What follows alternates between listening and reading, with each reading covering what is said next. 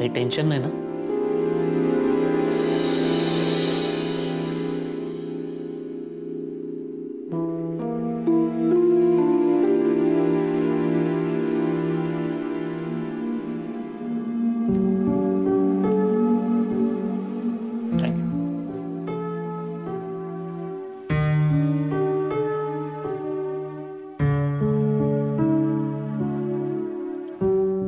Tension उतरल्यानंतरची coffee काही वेगळाच relief देते नाही. आणि त्यात आपण जर थोडक्यात बचावलं असेल तर फारच. मी खूप घाबरलो होतो. I know. आणि त्यात ती प्रेग्नंट. घरात एक बाई प्रेग्नंट असली ना तर तिला सांभाळता सांभाळता घरच्यांच्या नाकी 9 येतात. इथे तर 2-2 बायका प्रेग्नंट आहेत.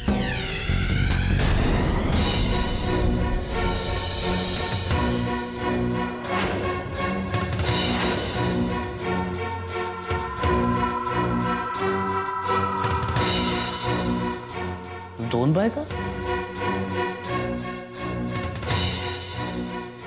आणखी कोण प्रेग्नंट आहे?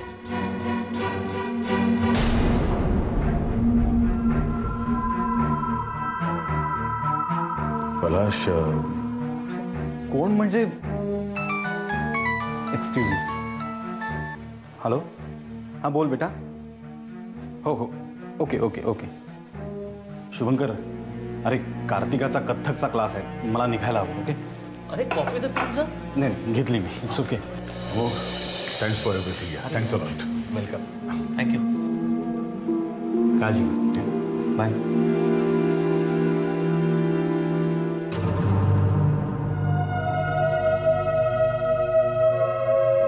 पण आपण किती दिवस लपवून ठेवणार? त्यांना कधी ना कधी कळणारच आहे ना. हो पलाश, पण दादा, आशू ठीक आहे आता आणि बाळही सुखरूप आहे. घरी जाऊ शकतोस तू तिला घेऊन. दादा, औषधं लिहून दिलेत मी काही. आणि दादा, नमिताची पण काळजी घ्यायला हवी आपल्याला. हे सगळं तिच्यासाठी खूप खूप अवघड आहे. आपल्याला समजून घ्यायला हवं. आणि आशू, आज कंप्लीट बेड रेस्ट. हा, निघालात तरी चालेल. नमिता वाट बघत असेल ना. थँक्स अ लॉट पलाश. अरे कम ऑन यार, डोंट बी सो फॉर्मल. शेवटी नशिबाचे भोग असतात, ते भोगावेच लागतात. आशू सुखरूप आहे ना, हे महत्वाचं. चलो बाय, टेक केअर. या थँक्स. Bye bye Mira.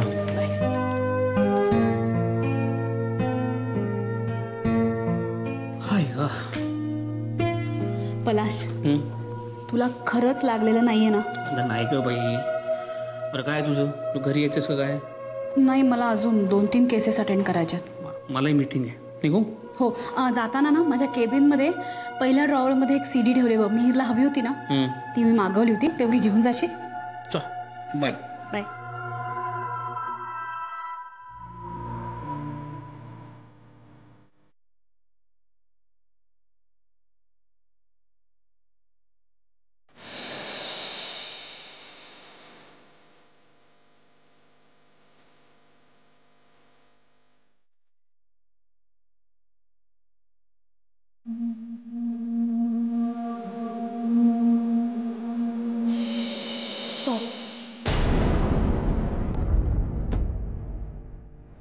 माझ्यामुळे तुम्हाला सगळ्यांना खूप त्रास आहे.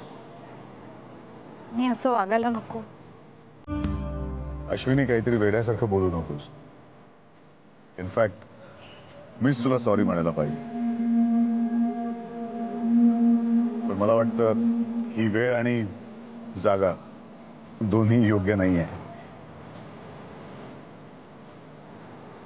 आय नो या सगळ्या प्रकारामुळे तुला खूप मानसिक त्रास झालाय. You need to relax Ashwini. आता घरी जाऊन विश्रांती घे. आणि कुठल्याही गोष्टीचा विचार करू नकोस. ओके? थँक्यू.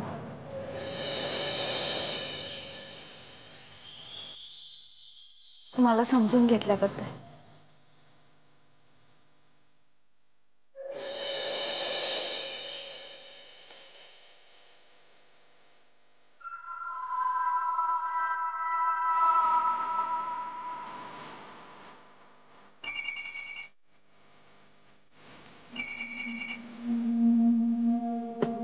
हा बोला. नाही लेट होईल मला. अरे तुम्ही फाईल तयार करून ठेवा ना. अरे येतो थोडा वेळ लागेल. हा ठीक आहे ठीक आहे. हा पेपर्स तयार करून ठेवतो. आलो मी.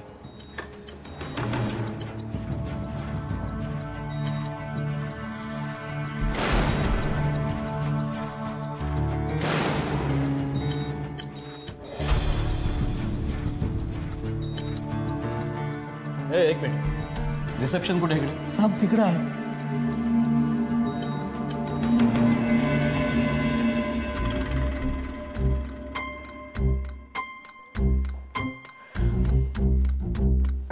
Excuse me. Yes sir. थोड्या वेळापूर्वी तुमच्याकडे एक ॲक्सिडेंट केस आली आहे एका मुलीची. त्या पलाश पुरंदरे नावाच्या टीव्ही आर्टिस्टने एका पोरीला उडवलंय आणि तुमच्याकडे ॲडमिट केलं असं कळलं आम्हाला. हो सर. कुठे आहेत पलाश पुरंदरे? कुठे आहेत? सर ते तर आताच गेले. गेले? असं कसं गेलं? अरे पोलीस कसं आहे, त्याने ॲक्सिडेंट केलाय. हो पण प्रत्यक्षात ॲक्सिडेंट झालाच नाही. बरं ती मुलगी कुठे आहे जिला ॲडमिट केलं? ती तेच तर सांगते सर, ॲक्सिडेंट झालाच नाही, त्यामुळे त्या मुलीला लागलंच नाही. डॉक्टरांनी तिला चेक केलं आणि घरी पाठवलं. ती पोरगी पण गेली? मग तुमच्या डॉक्टर जरी आहेत का? डॉक्टर मीरा का त्या पण गेल्या घरी? हो सर त्या आहेत. नशीब. बोलवा त्यांना. पण सर तुम्हाला थोडं थांबावं लागेल, त्या डिलिव्हरी रूममध्ये आहेत. ठीक आहे कंटिन्यू. बसा बसा.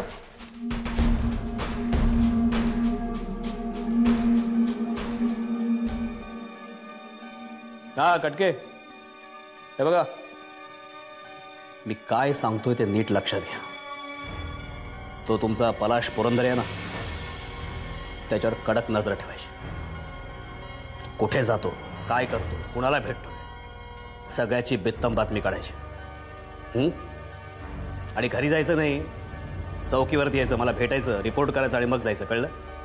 आणि एक, त्याच्यावर नजर ठेवायची म्हणून हुरळून जाऊ नका. ड्युटी करा. कळलं? चला फोन ठेवतो मी.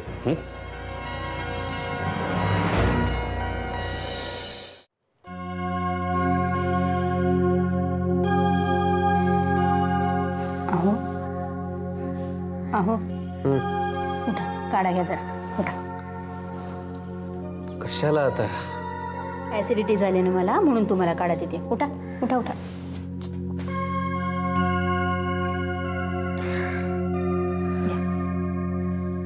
काय कडू असेल? काय कडू बिडू नाहीये, बडीशेपेचा काढा आहे, बरं वाटेल. घ्या. आणि गरम गरम आहे तोपर्यंतच घ्या म्हणजे बरं वाटेल.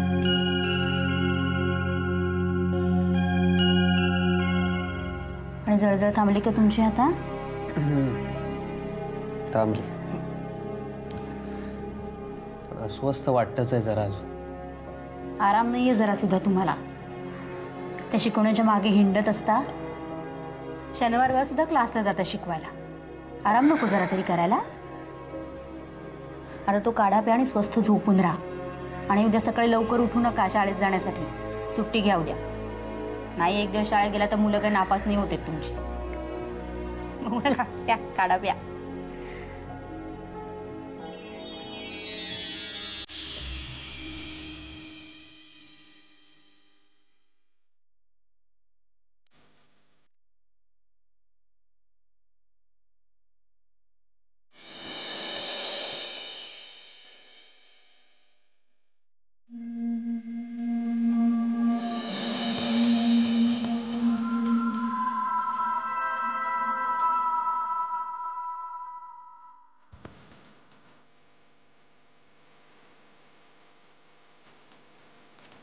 शुभंकर,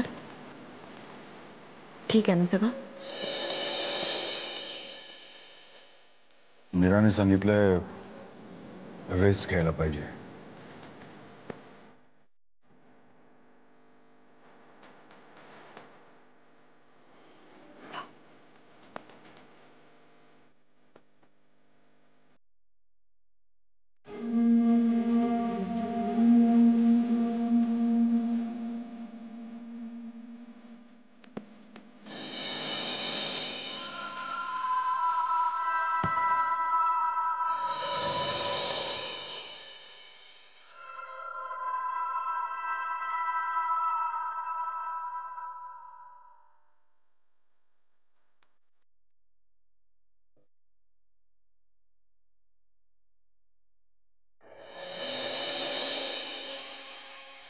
तीन नंबरच्या पेशंटची कंडिशन डॉक्टर मनाली मॅडमनं सतत रिपोर्ट करत राहा.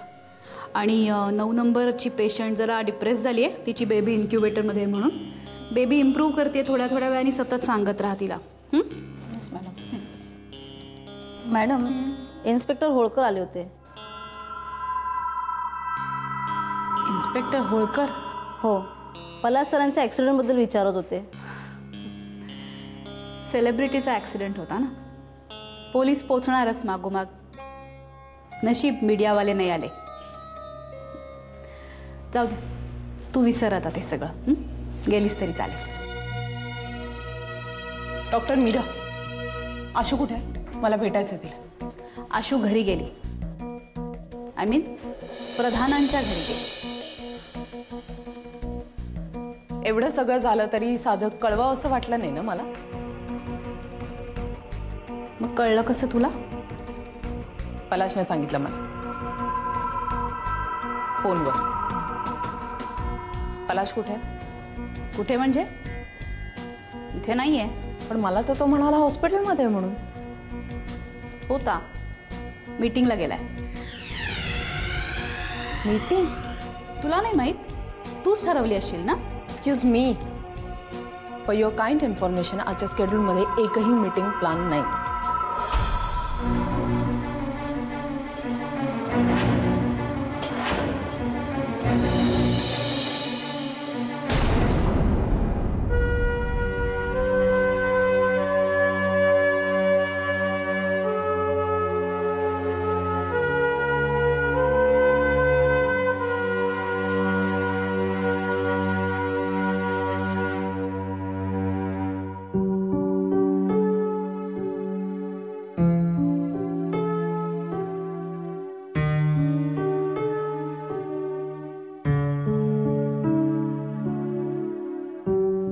दमलाय शुभंकर?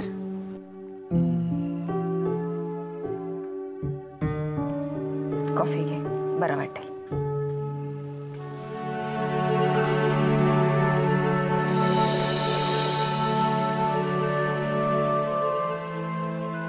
आता मला नीट सांग सगळं. काय झालंय? काय म्हणाली मीरा? मां, अश्विनी आणि बाळ दोघेही अगदी सुखरूप आहेत. मीराचं म्हणणं आहे की अश्विनीला विश्रांतीची गरज आहे. काळजी करण्यासारखं काही नाही ना? अश्विनीची काळजी करण्याचं काही कारण नाहीये. पण खरं सांगू, मला काळजी वाटते ती मीताची. काय ना मा, मीता अश्विनीचं सगळं खूप प्रेमाने हसतमुखाने करते खरी,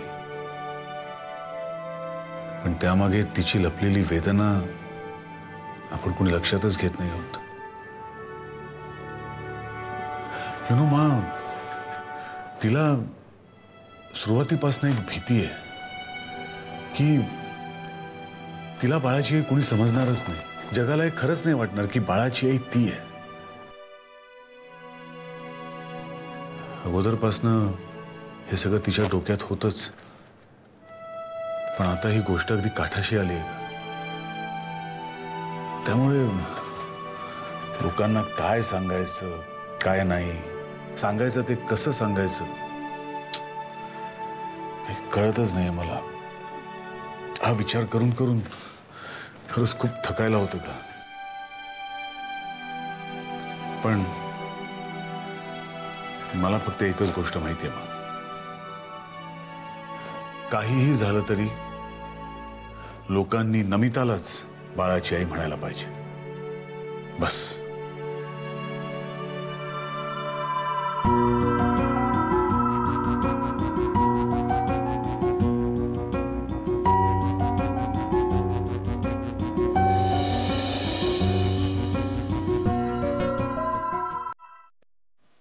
आई, मला दुधीची भाजी नाही आवडत. मिहीर, पानात जे काही वाढलंय ना ते सगळं संपवायचंय.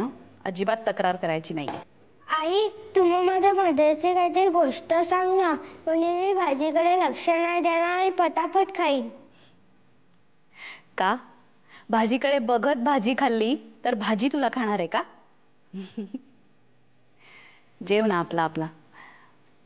माझा आत्ता मूड नाहीये तुला काही मजेचं वगैरे सांगण्याचा. प्लीज. आई, मग बाबा कधी येणार ते तरी सांग ना. त्यांची कामं संपली की येतील. तू जेव लवकर लवकर आणि तुझी गणितं राहिली आहेत ना ती पूर्ण करून टाक. चल जेव.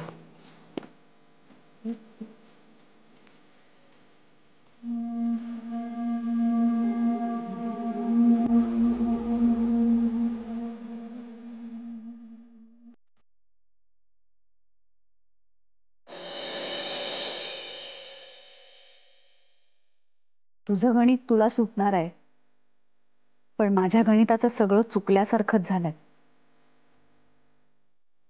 पलाश आणि मी दिसायला एकमेकांच्या खूप जवळ दिसतो, पण प्रत्यक्षात मात्र पलाशला वाटतं त्याचं काय चाललंय ते कळत नाहीये मला. मी सगळं डोळ्याआड कानाआड करते. न सांगता त्याला निषेध कळावा असं वाटत होतं मला, पण न बोलता एकमेकांना जाणण्याचे दिवस संपूनच गेले. आता लपंडाव, तडजोड आणि पोकळ प्रेम. कदाचित त्याचीही काही बाजू असेल, पण माणसाने एकदा लपवाछपवीचा, बेपर्वाईचा, दुसऱ्याला गृहीत धरण्याचा मार्ग निवडला की त्याच्याशी सरळ, साधं आणि स्वच्छ बोलण्याचा मार्ग बंदच होऊन जातो का? हा किटीने निर्माण केलेला दुरावा आहे की माझ्या अंतर्मनाला जाणवणारा?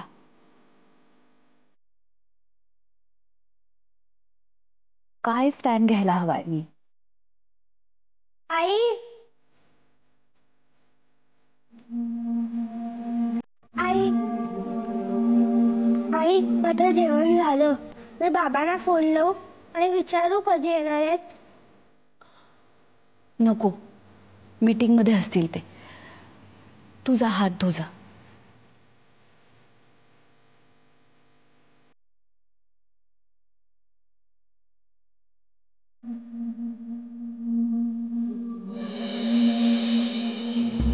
मला माहिती आहे हे बाळ फक्त माझं नाहीये, त्याच्यावर तुझा सुद्धा तितकाच हक्क आहे. किती वेडी आहे ना मी. माझ्याच वेड्या मनाची समजूत घालत बसते. बाळ आहे तुझं, पण हक्क सांगते मी, तुला नाही कळणार अशू.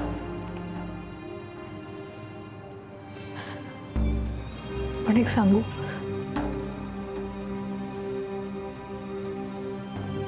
तुला तुझ्या आयुष्यात दुसरं मूल होऊ शकतं.